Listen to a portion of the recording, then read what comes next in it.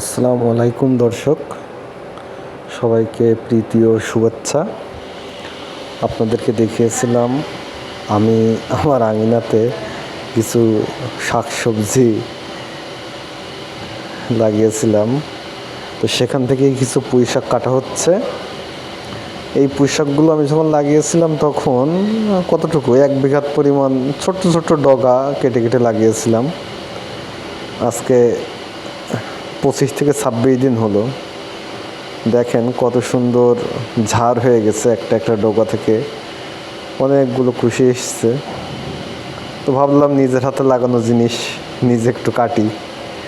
আসলে নিজে একটা সবজি গাছ বলেন, যে কোনো ফলের গাছ বলেন, সেখান থেকে আসলে ফসলটা সংগ্রহ করাটা অনেক আনন্দের একটা বিষয়।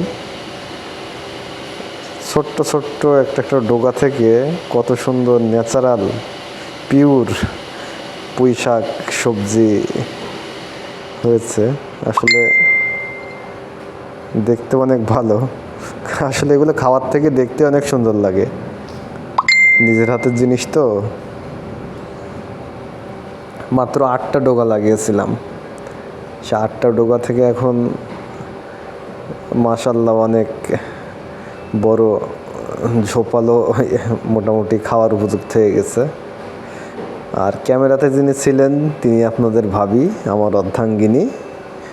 আমি সবজি কাটছিলাম, তিনি ফোনটি নিয়ে ভিডিওটি করে দিয়েছে আমাকে। অবশ্য এই পরিচর্যাগুলোতে তিনিও সমান সমান ভাগিদার, পরিচর্যা তিনিই করছে অনেকটা, তাকেও ধন্যবাদ।